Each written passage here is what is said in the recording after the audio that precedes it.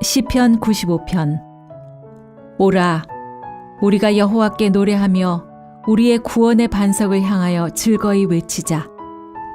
우리가 감사함으로 그 앞에 나아가며 시를 지어 즐거이 그를 노래하자. 여호와는 크신 하나님이시오 모든 신들보다 크신 왕이시기 때문이로다. 땅의 깊은 곳이 그의 손안에 있으며 산들의 높은 곳도 그의 것이로다.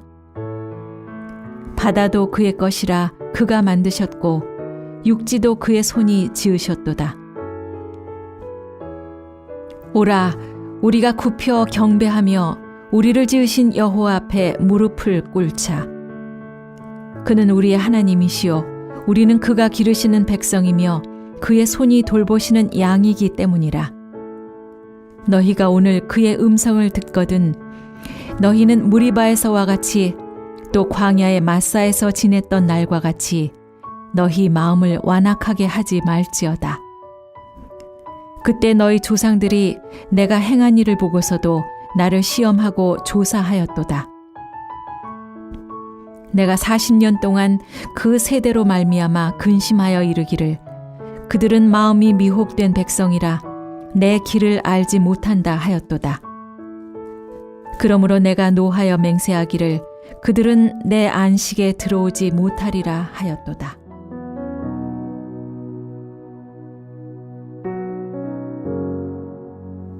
할렐루야. 사랑하는 물레동교회 성도 여러분, 또 추석 명절을 통해서 또 마지막 날 또 하나님의 은혜 속에 또 즐겁고 복되게 보내시기를 바랍니다. 오늘 우리들이 같이 묵상할 시편은 95편에 대한 내용인데요. 시편 95편은 사실은 누가 썼는지 그 저자를 알 수 없지만 그러나 우리들이 추측하건대 아마 다윗이 썼다고 해도 과언이 아닐 것입니다.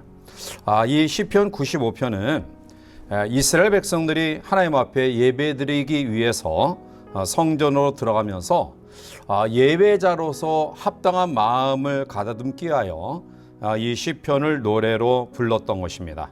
자, 그러면 하나님께 나아가기 위해서는 우리가 어떠한 마음을 가지고 나아가야 될까요?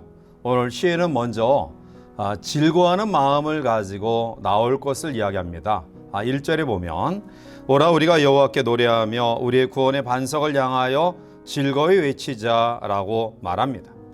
하나님은 성도가 기쁨 가운데 그리고 즐거움 속에 살아가기를 원하십니다. 자, 그런데 어떤 사람은 환경이 이런데 우리가 어떻게 기뻐할 수 있습니까? 이러한 환경 속에서 어떻게 즐거워할 수 있습니까? 라고 이야기하기도 하지만 그러나 환경이 좋아야지만이 기뻐하고 즐거워할 수 있다라고 생각하지 마시고요. 먼저 하나님 앞에 기뻐하고 또 즐거워하는 그런 마음을 가지면 환경이 그렇게 이루어질 줄 믿습니다. 빌립보서 4장 4절에 보면 주 안에서 항상 기뻐하라 내가 다시 말하노니 기뻐하라 라고 말합니다. 하나님은 성도의 즐거움을 결코 정죄하지 않습니다. 그러므로 우리가 기뻐하지 못하는 삶, 또 즐겁지 못하는 그런 삶은 엄격히 말하면 하나님 앞에 범죄입니다. 왜냐하면 하나님은 오늘 우리에게 즐거워하라, 기뻐하라 라고 명하시기 때문입니다. 자녀들이 어떠한 그런 상황 가운데 있다 할지라도 부모의 마음은 자녀가 그 상황 속에서 즐거움과 기쁨을 가지고 살아가는 것이지 우울감에 빠진 그런 삶을 원하지는 않습니다. 따라서 하나님 앞에 나와 예배하는 우리 모든 성도들의 마음 속에 늘 즐거운 마음을 가지고 나와 예배하는 우리 모든 성도들이시기를 원합니다. 두 번째로 오늘 시인은 본문의 말씀 가운데서 감사하는 마음을 가지고 나올 것을 이야기하고 있습니다. 오늘 2절에 보면 우리가 감사함으로 그 앞에 나아가며 시를 지어 즐거이 그를 노래하자라고 말합니다.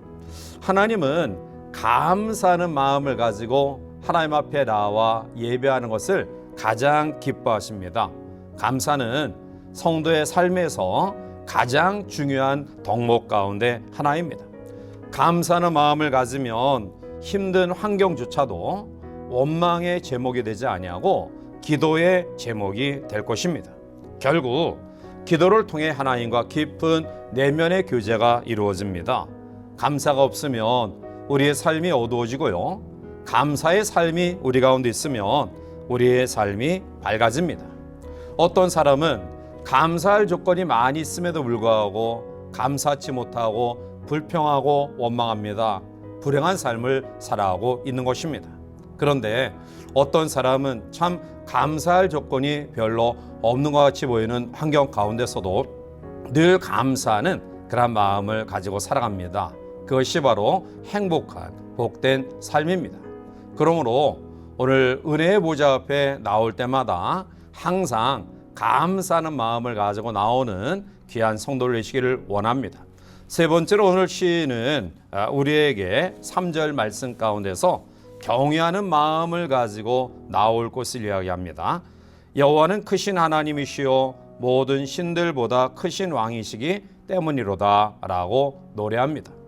오늘 시편 기자가 하나님이 모든 신들보다 크신 왕이다 라고 표현한 것은 다실론을 전제로 이 고백을 한 것은 아닙니다. 오늘 시인은 이방 사람들이 섬기는 신은 우상인데 그 헛된 우상을 포함해서 모든 영적인 것들을 다스리시는 크고 위대하신 분이 하나님이심을 표현하려고 그렇게 이야기한 것입니다. 시인은 4절과 5절 말씀 가운데서도 땅의 비급한 곳과 산들의 높은 곳도 하나님의 것이라고 이야기했고요. 바다와 육지도 하나님이 만드시고 지으셨다라고 고백합니다. 이 고백은 하나님은 만물의 창조주이심을 이야기하고 있는 것입니다. 따라서 이러한 고백과 함께 하나님을 경외하는 마음으로 최대한 하나님을 높이고 자신을 낮추라고 이야기합니다. 경배하는 삶은 하나님을 경외하는 삶입니다. 마지막 네 번째로 오늘 시인은 순종하는 마음을 가지고 나올 것을 이야기합니다. 시편 기자는 순종을 강조하며 상기시키기 위해서 오늘 7절과 8절에 오면 출애굽 시대의 무리바와 마사 사건을 언급하고 있습니다. 이스라엘 사람들은 역사적으로 이 무리바 사건을 하나님을 시험하고 불신한 전형적인 사건으로 여겼습니다. 결국 광야의 방황은 그들의 불순종함으로 말미암아 나타나는 필연적 열매였습니다. 결국 광야의 불순종의 삶은 이스라엘 백성 가운데 여호수아 갈렙 외에는 모두 광야에서 방황하거나 또 죽고 단 한 명도 가나안 땅에 들어가지 못하는 그러한 어리석음을 범하게 되어집니다. 그것은 순종이 얼마나 중요한 삶임을 이야기하고 있습니다.